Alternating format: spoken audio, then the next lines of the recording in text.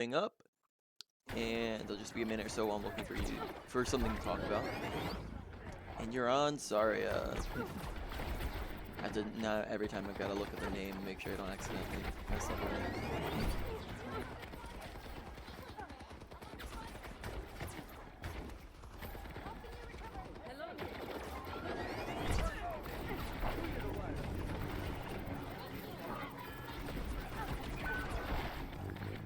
Oh, that was a very good block, but also very precarious position.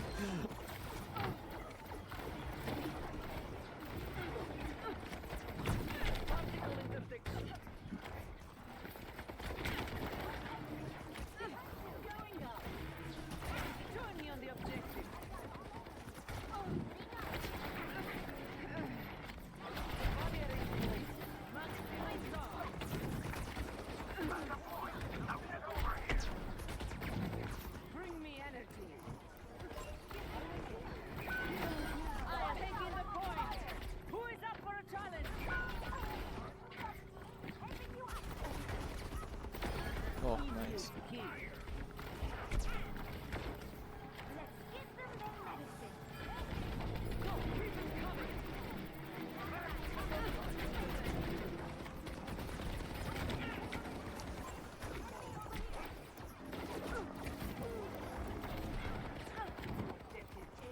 Right, pick something, because when I'm going all over the place. Yeah, you're spinning in circles, like looking at a bunch of different people. So, if there's a bunch of different people all around you, spin a circle for a second, figure out who you want to go on, and like pick somebody to just start shooting at.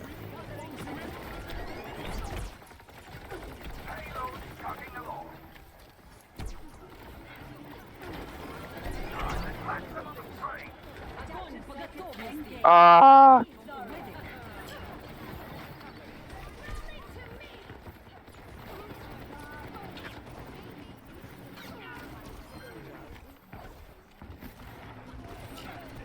You're doing very good at maintaining energy.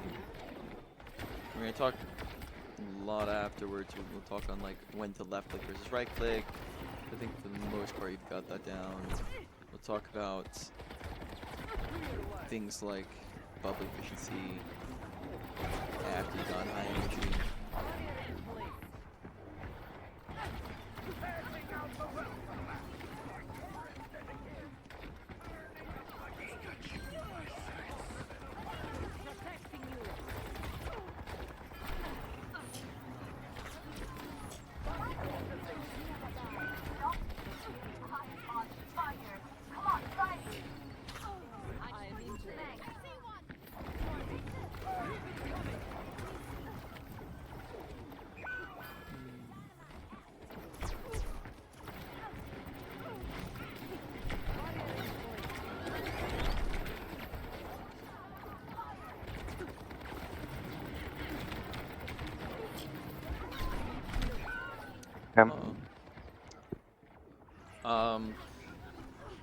Echo's continuously landing a lot of stickies on you. So if you have bubble, then you can look to eat those up. But maybe if she's landing all those on you all the time, it might indicate a lack of cover usage. It could indicate that you're just moving in straight lines and not like AD strafing enough, moving side to side. Damn, I should have saved bubble for her.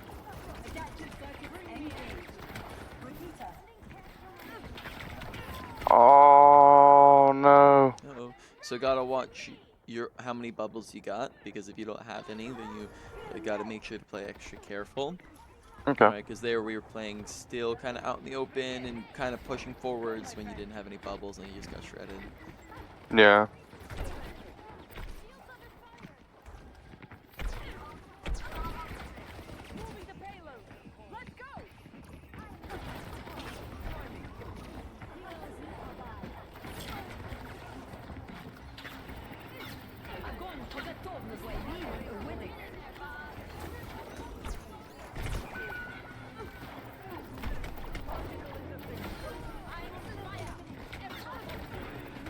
Holy shit.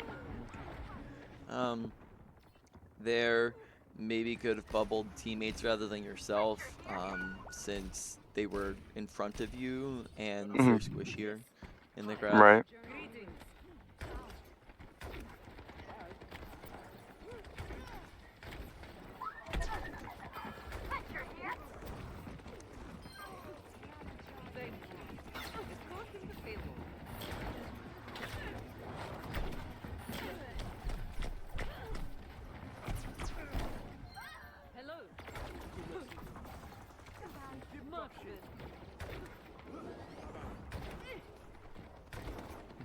Nice parkour.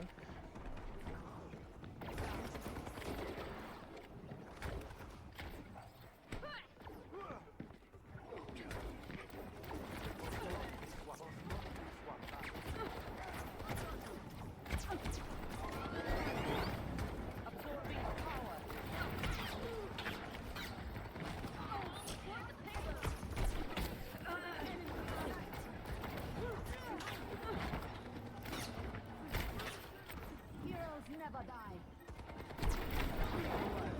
Adaptive circuits engaged.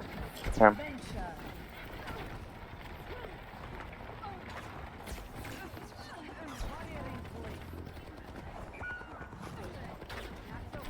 Огонь по готовности. Огонь по готовности.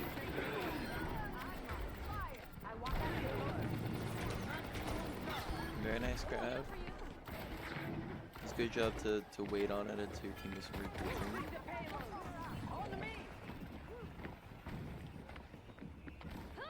I've got you in my sights. It's go time.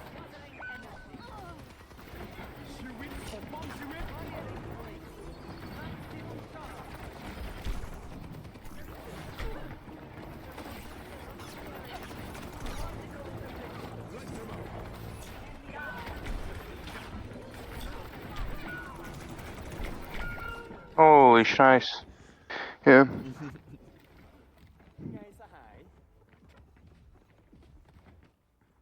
Alright, yeah, we'll have a few things to talk about after this game's done. Okay.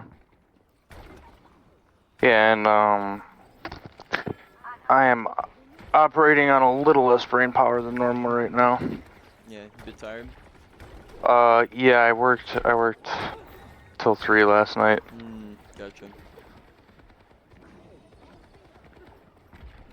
Heroes never Ah. die.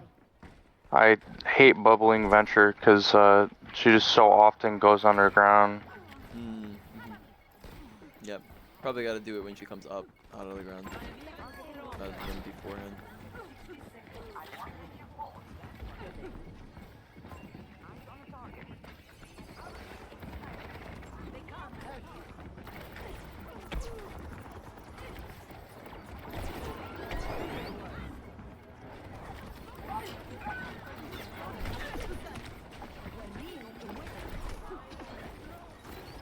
Oh my gosh.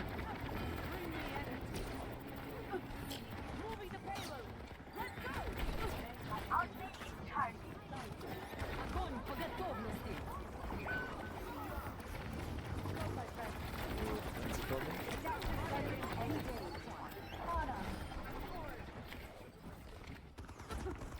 Brother. Огонь по готовности. Nice grab.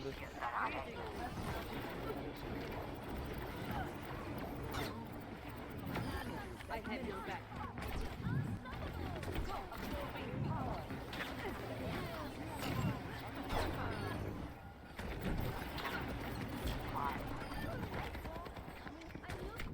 Alright. Cool. Your gameplay is looking a lot more consistent than last time. Mhm. Maybe it. So we'll talk about a bunch of things because I'm noticing a few things we have talked about, a few things that we haven't talked about. But you're not horrible at them like all the time. It's just that you have like a few things that, or like like maybe a medium amount of things that need a medium amount of work that you're not doing horrible at, but that why don't you pause the queue for a minute? Um, just medium amount of things that you need a bit of work in because it's just inconsistent, right? Where you just Okay. mess up on it some of the time. You're not messing up all the time on them, but that all of them kind of add up. So let's talk about Zarya for a minute, and then maybe you can actually get into a comp game too afterwards. But bubbles. So with your bubbles, I think we talked about bubbles a little bit last time, even maybe too much. But in terms of bubble usage, there's some good. I saw some good stuff, but then there's also some inconsistencies as well. So, like for example, I think most of the time you're pretty good at getting energy quickly, and that's really important because if you don't have energy, then you're not really going to do very much on Zarya. You need energy to do a lot of what you want to do, and you, for the most part, were pretty good. But then there may be like one or two fights that you just sat at really low energy for a decent bit of time. Like one of the fights near the end, maybe like the third to last or something like that. Um, you were sitting at zero energy until you were like until the fight had like really kicked into like the middle of the fight or something like that, or towards the end of the fight where you finally got energy. And part of that was just that you didn't seem to be like looking for it. Like you had the Echo and the Soldier shooting at you. In fact, even before that, you had like the Zarya shooting at you, and then you had the Echo and Soldier shooting at you, and you just weren't using Bubble because you were just saving them. And if we had used it when they were shooting at you, then we probably could have started to generate that and recharge Bubble and then get more in. Just remembering that it's a lot. I think I mentioned this last time maybe, but I can't remember that if you are coming into a fight with zero energy, it's a lot harder than if you're coming into a fight with medium to high energy. You can be able to do a lot more and not feel pressured to build it at the start of the fight, which allows you which gives you a lot more freedom to do whatever you want to do. Um, so just make sure that you're looking to build your energy before the fight begins, if at all possible. And that was just not something that you were horrible at all the time. It was just like a once in a while thing that you just either wouldn't bubble or you just weren't getting energy at the very beginning of the fight. On top of that, other bubbles, just a reminder that when you're full, and once again, he didn't do this all the time, but some of the time you did it, where you would be 80, 90%, and you'd be bubbling for energy by the appearance of it, and you don't really need energy when you're 80 or 90%. So watch just using energy bubbles when you have high energy because it's just not really worth it. Instead, exclusively look to save them for tanking bubbles, which you even noted a few times. Like, oh, I should have I should have saved that bubble for so and so who was who died or is 1 HP. So Right. look to save them for tanking bubbles, and then if you start to dip lower, then you can start to use them once again for energy. But just make sure you look to use it for tanking. There are a few times even with tanking bubbles where you would just tank someone who didn't need it, like someone who's running around the corner or something like that. Right. Or you would miss it on somebody who did need it, right? Somebody who's like 1 HP and running into danger, right? Things like Right. that. So all things to keep an eye out for with your bubble, and all things to work on. I think that was mostly it for bubble usage. Any other questions on bubble usage before we keep going? Yeah, so I'm sure you notice a few times when I am because I think one of my my flaws, I guess you could say, is that I'm trying to keep like usually one bubble in reserve if possible. I know there were a few times where I was caught, or I was either pushing or caught without a bubble, but Yeah, um trying to keep one. Are you asking like if that's a good idea or? yeah, I guess I'm just asking like how to balance or mitigate like keeping my utility while also like mitigating alt charge. Yeah. So if it's a decent idea to hold on to a bubble, but if you holding on to a bubble like also reduces efficiency, and so it's a safety thing, right? So you holding on to bubble is for the sake of safety. You're holding on to it for if you or your teammate needs it for because you come into danger, right? That's the idea behind it. Now, while that's really good in some situations, in other situations that could impact your efficiency and your ability to get energy, your ability to even tank if you know 2 people at once need bubble and you're only bubbling 1 person. So realistically, I would say that's a fine thing to do. If you don't have if you don't need energy, then sure, hold on to it. If you don't need, if you don't have people who need tanking, right? Because those are the 2 primary reasons why you use bubbles is energy and tanking. And if you don't need energy and nobody needs tanking, then sure, try to recharge the bubbles and hold on to them, and just wait till they're needed. But like if you're at 0 energy, then it's a bigger priority that you get your energy back, and just play it a bit riskier. Then, or you could look to like just utilize. You don't have to just burn them both at the very beginning of the fight. You could look to push in and get into aggressive situations and use it both for tanking and energy. Right, because you remember that tanking, like most of the time, if you use it for tanking, it's going to get you energy as a result. So so you can look to use it more just intentionally for tanking. Okay. Okay. So let's keep going. Grabs. I mean, there's the first grab that we missed, but the other 2 we hit. So grabs seem pretty good. Just once again, just keep an eye on like making sure you have teammates who can follow up. On the first one, I wasn't sure that you had too many teammates that follow up with you, but you were high energy, so I think that's what you were banking on. Though they did also have like a lot of teammates there, so there was the potential that even if you grab somebody, that they weren't going to die. So just something to watch out for. But I think overall it was all the grabs are fine. We're all pretty good.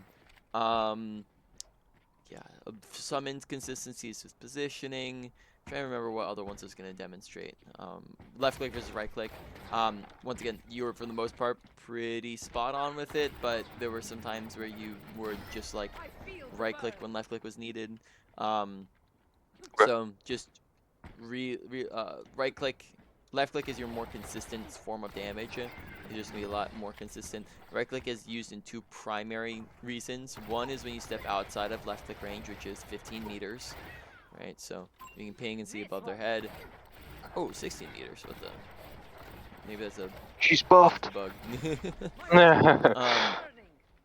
So if you step outside of that, you can't do any more damage. So then you start using right clicks, obviously. But then even beyond that, when you're closer to people, you pretty much want to use left clicks except for to finish them off. There are a couple times where you were using right clicks just like alternating between them, which kind of thing is less effective and will burn through your energy, like your ammo as well. So usually you want to use it as a finishing blow. So we can do something like that. So they just burst down their health really quickly. So because your energy does this big kind of burst, you can go like that and it just kind of bursts down the rest of it. If you add a melee in, this also helps, so I can get them down to like here and do a right click melee. Though once you get past like 10 meters, you probably don't want to use it as a finisher anymore, because then it just is too delayed and the right click also becomes harder to land because of your distance. But if you're within that range, you can look to use it as the finisher. And then also using it in grabs is kind of situational. It kind of depends. It's a good idea. Sometimes you want to focus something down in a grab, but then other times it could be handy to hit everything. Probably depends on like how many people are in it. If it's just like, if it's 1 person in it, obviously use left click. If it's 2 people in it, Still may want to use left click, though right click, if there's more than 2, if there's like 3 or more, landing the big group damage could also be very, very effective. Right. Let's talk for a minute on using your energy after you have gotten it. So I noticed that a few times you would get your energy, which is great, and then you wouldn't really utilize it as effectively as you could. So like one of those was like we could be like dying with it, being out in the open, but then beyond that, just had the tendency to, like, sometimes you would be high energy and your actions per minute would be low. So actions per minute is just a concept that if you look at like a bronze player, they're going to be doing very low actions per minute. They're going to walk around and they're just going to be like, oh, shoot to shoot to shoot. Oh, look at this random scenery. Shoot to shoot to shoot to shoot. And, wandering around. Shooty shooty shooty shoot. Right, and it's a lot less happening, but with a grandmaster player, for the most part, not being perfect, but for the most part, they're trying to optimize every second of their gameplay, where they're going bang bang bang bang bang bang bang bang bang, grab grab grab grab grab grab, bubble bubble bubble bubble bubble, right, and just like they're constantly doing something, and it's a lot more efficient. So sometimes you'd get your energy, and then you'd kind of like stand around with it, or one of the things that you do is you just kind of shoot at the tank. And focus too much on the Zarya, so that gets into target priority, which we talked about that last time, right, with Reaper. Yep. So, remembering target priority, not, it wasn't bad every time you looked at Zarya. You even killed her some of the times, but it was those times where you wouldn't kill her, and she wasn't low, in danger, or out of position, and you even like could have pushed forwards like 2 inches to look at other things, like, you would shoot at the Zarya because Zarya is like right here, and maybe the other person is like maybe like 2 meters out of range, right? Right. But if you just take a different angle, then you can just get on that other character, or even if you just like used cover and push forwards 2 to 5 meters, then you can avoid the Zarya while getting to those squishier characters, which in one of those last fights, like, you were just focused on the Zarya, she didn't die, and then you started focusing on the squishies and they all died, right? Yeah. So look to push past the tank. Now, be careful that you don't just like expose yourself, especially if she's high energy. Don't just like try to sprint past her and expect not to get shredded. Right, that's not what I'm saying. It's just you got to find that balance of when do you look at her, when don't you look at her, and when she's just kind of sitting there and she has her whole team protecting her, then it's not really the time to look at her. And then there are other times where like you just kind of also just kind of sit around and not fully utilize it. So look to just have more actions. Now, once again, don't be careful. Don't take this as me saying sprint in and die every fight. Right. You just want to find the ideal when to go in, when to back out, and making sure that you're focusing the squishies, taking off angles. I think I talked about that last time, right? Go on the main angle, right? Off angle. Just take a different perspective that will help you get to the squishier characters very quick and very safely. Got it. I think that's a lot of it. Yeah, a lot of it. So, we got 30 more minutes, so that's probably enough time for comping. Perfect. Queue one up. Sure.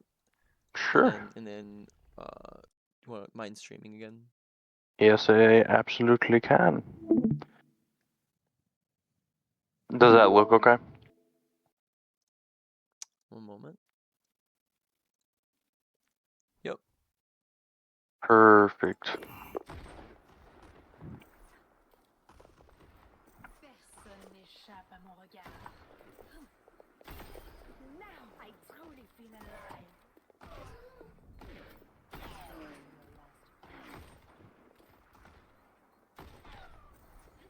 I aim to devastate. Do not provoke. I aim to devastate. Enemy needs 15 kills to win. I aim to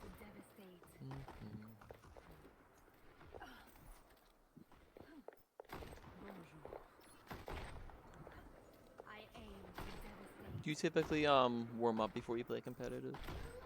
Yeah. Yeah. Is this like Usually the like kind of quick. thing you do? I aim to Yeah, it's just something fun that I like to do. I'll play like a lot of Widow headshot because I guess I've been trying to get I've noticed I've gotten a little better with Widow than I have in the past, so I think it helps. I think it helps. Yep. Certainly, yeah. When you're warming up, like, yeah, definitely, like, high aim intensive game modes like that are definitely good um, places to warm up, especially if you can play. Zarya's pretty high aim intensive, so yeah, definitely doing those kinds of things for like 5-10 minutes is usually around like 10. It's gonna be a good way to warm up. Oh, nice. Very nice.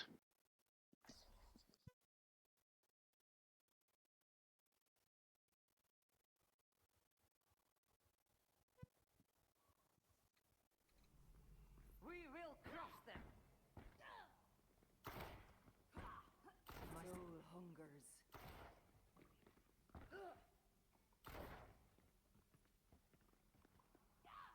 You looking for a lab assistant? I'm great with chemicals. Certainly. We'll begin by testing your tolerance for pain. What's pain have to do with science? Everything, my strange little friend. Zarya. Yeah, I'm confused.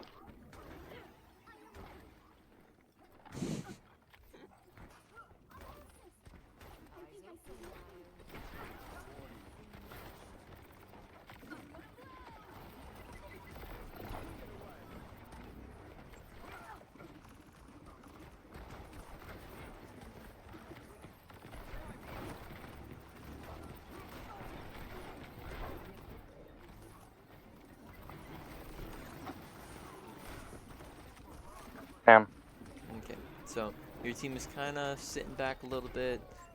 Ended up Yeah. pushing a little far at a certain point there.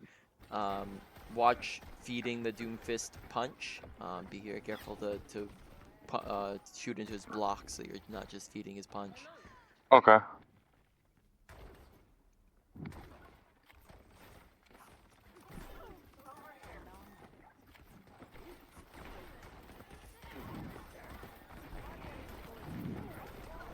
Yeah, good job pushing for the energy there.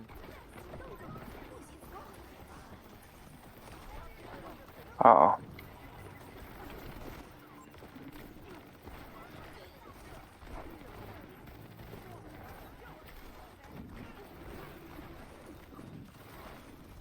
Oh.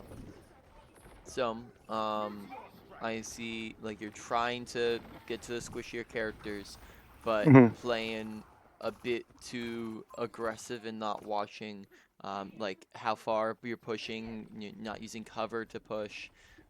Your teammates aren't with you. Even also just like watch like you're shooting at like the Mei who's being pocketed rather than like trying to get to the Juno or Mercy. Right.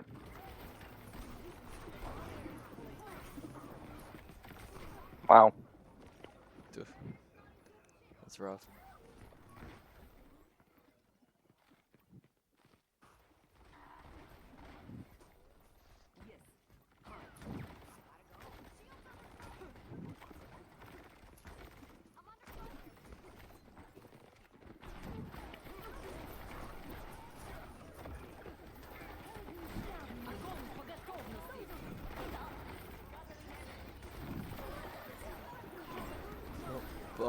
Bubble stops you from getting frozen there.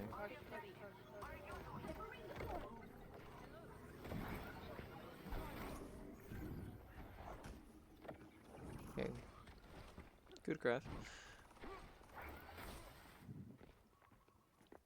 Probably look to push so you can maybe get them to shoot at you, but don't get too far. Oh, she's gonna wall. Yep. It's like a casual push.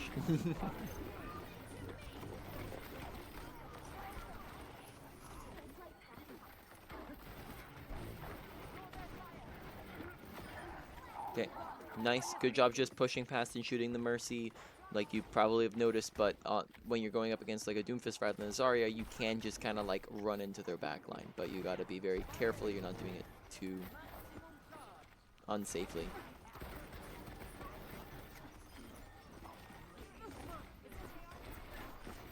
Okay, watch those walls. Just gotta be extra careful since you know they're on the Mei.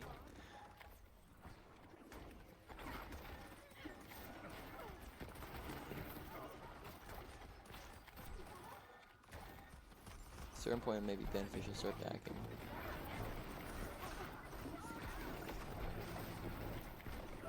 Unfortunate. Okay, so after this we'll talk a bit about No Man's Land and choke point usages, and why after you got your energy up and like after the fight kind of evened out a bit more and you had the chance to back up, backing up towards point probably would have been more beneficial positioning wise.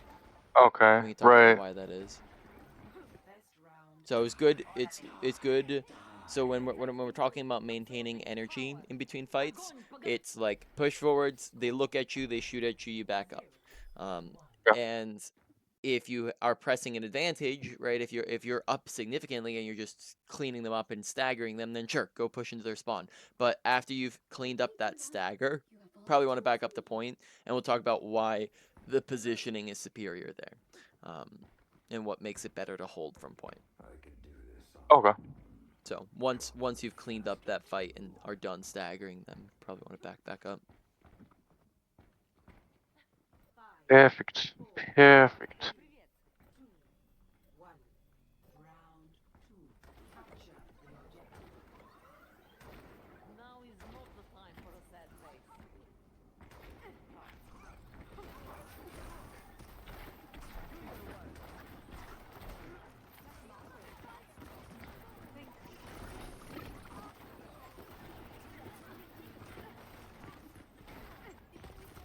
Oh, you got res.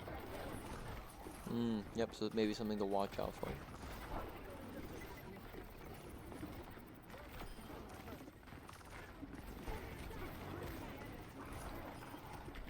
Good job focusing the squishies. Right, see how much more effective it is. Much.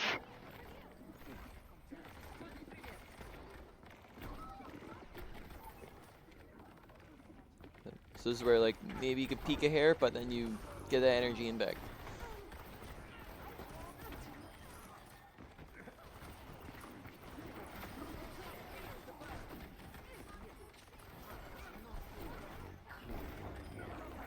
Nice bubble.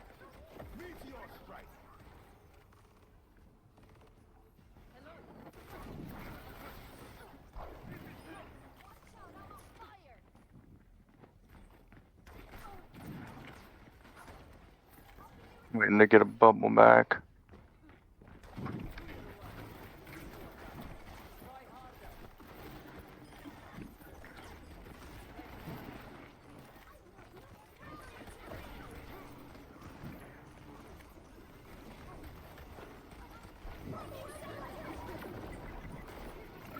Oh.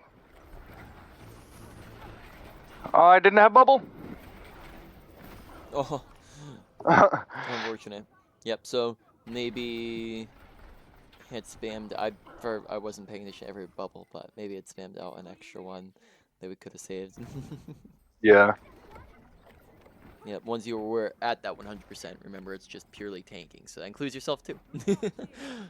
Yeah.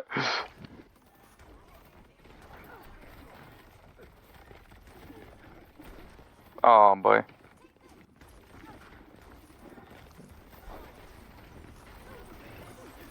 Okay. Okay. Yep.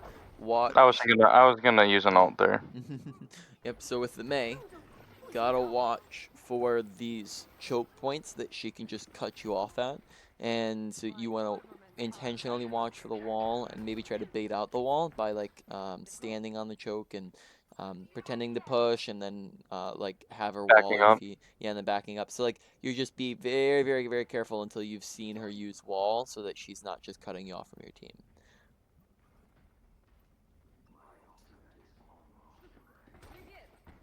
Or you can try taking a different angle, right? Like maybe that right side isn't as easily walled.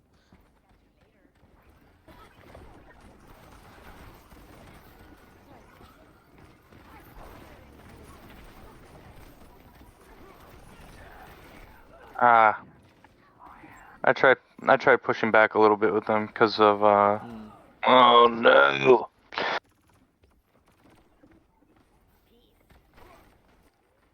Uh-oh.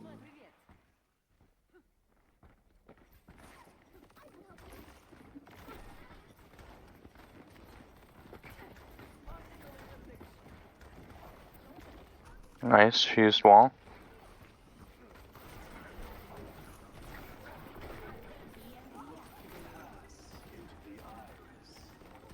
Had to get it on the point.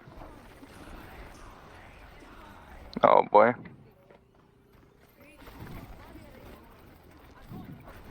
Alright, good game. Yep. Maybe it would, even if they weren't optimal positions, it would have been beneficial to use Grav either in the Early last on. fight or use it earlier. Generally speaking, ults that are used first get more value than ults that are used second. As a general statement. Now, they use trance, so you probably could have and then they all started pushing into you guys. So while you were running the point, you could have potentially grabbed them, which would have stopped their momentum. Trance probably would have ended by the end of the grab, stopped their momentum, and like just kind of helped your team group them up. So like just using it and getting some value rather than no value, right? Sooner you use it, the more optimal it is, because if you wait towards the end of the fight, then you could already be losing. Let's say, and then they've already killed some of your teammates because they use their ults, and then now you don't have, now because they've killed some of your teammates, you don't have as many people to shoot into your grav, things like that. Okay, I'm streaming. Let's see, what was the other thing? Yeah, so in those last two fights, rather than trying to push through that main side, you never ended up actually coming through that right, not the right little door area, but that all the way right middle area that could have been beneficial to try to push from, just because of how close quartered it was, and it probably would have been harder for Mei to wall you with that little high ground bump. So that's another thing to keep in mind as well. And then you also I think another big thing was that you just struggled to get energy in those last fights, just because we were using them maybe like a bit too early, or when people weren't looking at you or your teammates. Like we were bubbling teammates that weren't getting shot at, or you would bubble yourself, and when they were like in the middle of backing up, so they weren't really worried about shooting you. So just paying attention to who's shooting at you and when and how much and stuff like that. Right. Okay, why don't we talk about No Man's Lands and choke points? Okay. So if you, let's see, give me a refresher because it's been a week. How long have you been playing the game for again? Since it's released, Since it's basically. released. Okay, so you've been playing for a while. So you're probably familiar with the turn choke, yeah? Yeah. Yeah. No Man's Land, though, that's usually a bit not as well known. Is that a term you're familiar with? I've only heard it uttered a few times. Yeah. So actually not entirely sure what that is. Yeah. So that's, like I said, not a as well known term. Honest, I'm not the inventor of the term, because it's like a war term. I don't know if I don't even remember, because it's been so many years. If I'm the one who brought it to Overwatch, I'm sure that I heard it from somewhere. Yeah. But I don't remember even who the heck would have said it. But it's still the term for it in general. All right. So choke points. Give me your definition. What's a choke? Anything where like the most likely avenue of approach of the enemy in a tight corridor, I guess, if like between two walls, or like if you look directly to your right, that looks like a choke point. I guess you could say directly to your left, if that wasn't a wall, right? I mean, I guess Yeah, that's a choke point right there. Yeah, except if this was like a more of a, if this was an open, it'd be more of one. Right. Right. Yep. Or if this was an open right here. Exactly. So yep, exactly. I like the second part of it better than the first. Like the first part you're saying is the main angle. It doesn't always have to be the main angle, and sometimes you have like a main angle. Like if this is your main angle, that's definitely not a choke, right here. So the more important aspect of it is that it's a funnel, right? It's this tiny little area that they're forced to come through that just means that you can pump a ton of damage straight into that little boxed area, and all of it's connecting because they have nowhere to go other than there, right? It's just, so that's why being in a choke is a disadvantage, right? That it's bad for the team that is in the choke. So if you are defending a choke point, so if this is the choke right here, go this whole thing, right, from here to there, and they're attacking from over here. Okay, if you're defending and you're holding up past the choke like this, do they to get to point and win, or to win the fight? Do they need to get past you? Do they need to go through, or more accurately, do they need to go through the choke to win the fight? Yeah. If the objective's behind you, yeah, they have to go through the. Okay, but do you have to get the objective to win the fight? What's the condition of winning a fight? Oh, winning a fight. Having more people alive than the enemy. Like, killing their team, right? Pretty simple. Yeah. If you're positioning here, do they have to push through the choke to win the fight? No. No. They can kill you at the choke. Yeah, they can kill. They can just position here, not at the choke, and just shoot you, and then you die. Yeah. Right. So they have no reason to push through the choke when they could just kill you and then push through the choke. Right. Right. Same thing if you're holding in the middle. Right. They can just do the same thing. Also, that means that you now either are standing in the choke or need to back up through the choke, right? Where you start trying to disengage, and now you're the one running through it and putting yourself at a disadvantage, and your teammates potentially as well. Whereas if you hold at the back end of the choke, well, now since you are all the way back here and you have cover, can they just kill you by looking at you? No. Probably not, right? So do they have to push through the choke to win the fight? Eventually, yeah.